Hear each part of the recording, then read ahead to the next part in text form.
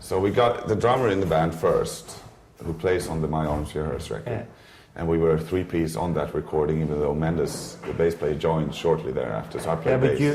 I played bass on the album. And I remember I wasn't happy with the album after we were done. I thought it was shit. How come? I don't know. It's just, I no idea.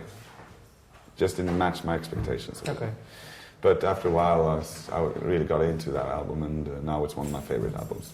Strange then. Yeah. And I think that's when we kind of, started something new, with that album. It was a new era. Can you describe it a little bit more? What is new then? Well, I started working more with the lyrics. That was my first concept album. I was very happy about the concept. It's like a ghost story type of concept, and the songs were so different to what, again, we had. It was almost like we were. It was such a clear progression from what we've done before. And at the time where all the other bands were just picking up something that we've been doing for years. Not that I'm saying that everybody followed us, but we've been doing this style for years. And most of the bands around Stockholm at the time were just starting to do that twin harmony thing. Then we moved on to something else. And it marked a new era for us, I think. So that album, the album after that, Still Life, and Blackwater Park to some extent are connected, I think. That was the last album for Candlelight, and then we signed to Peaceville Records for the fourth record, Still Life, which again at the time we were a proper lineup. Mendes had joined, so we was the lineup pretty much what we have today.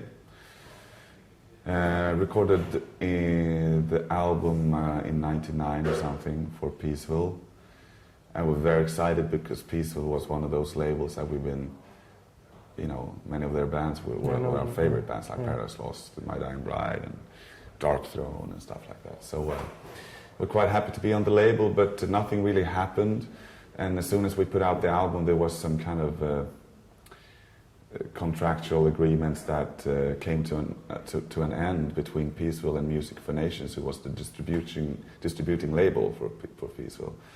And they forced us over from Peaceville to Music for Nations after the recording, pretty much. And so all of a sudden we were signed to Music for Nations instead. Which turned out to be a very good thing for us, because when we did Blackwater Park, that's when a lot of things started happening for us. And music-wise for you, the two albums, Still Life and Blackwater Park? Quite similar, they are different, but they are in the same style is not the right word, but they are connected somehow. Yeah, like you said with My Arms Are Here. Yeah. I think we just were a little bit more sophisticated in the songwriting. There were more bold leaps within the songs. We'd become better musicians. I'd become a better singer. I'd like to think I'd become a better songwriter. But did you look for that, let's say, to progress? Did you actually work?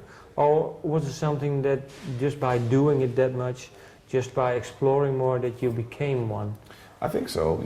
I've been, at the time, I was a full-blown musician, and I didn't care for anything else about than music, so I just spent all my time writing songs, pretty much. And it was a very creative period for me, those years. Because you didn't play that much live then, I think? No, we didn't play much live. No, after we did Blackwater Park, that's when we started touring again.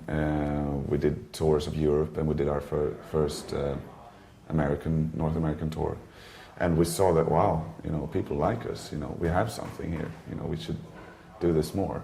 But was it feeling then maybe a moment that you had the feeling, well, I have been believing in my music now for 6 years now, and well, finally people can relate to it more?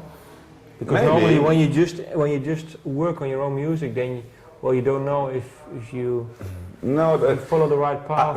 But nobody is to tell me if I follow the right path. I know what you mean, but it's saying, did it do something for you, or did it actually didn't matter for you if people are... No, it doesn't matter. Okay. It never mattered for me what people think, not to that extent that I'm going to change based on people's opinions.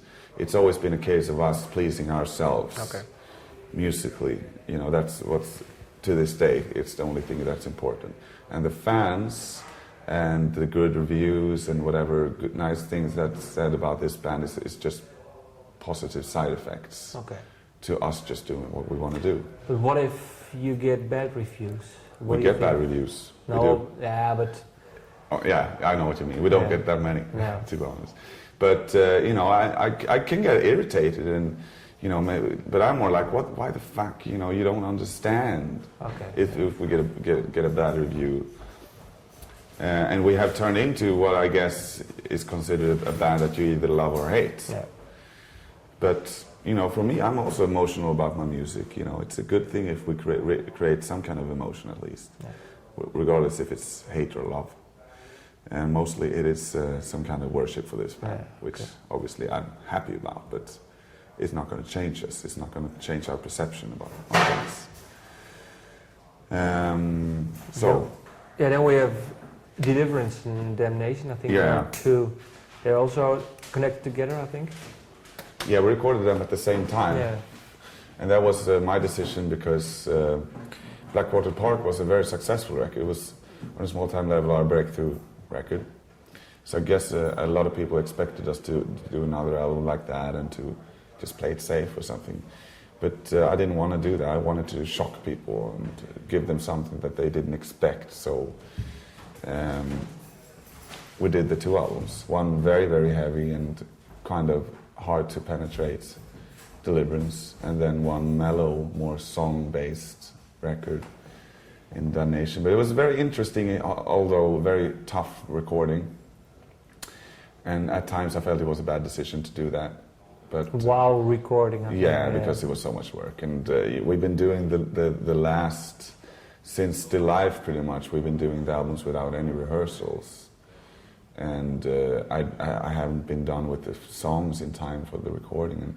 And when we went into the studio for the 2 albums, I had no songs finished, not a single song. So you still had to write them in the studio? Yeah, and no rehearsals.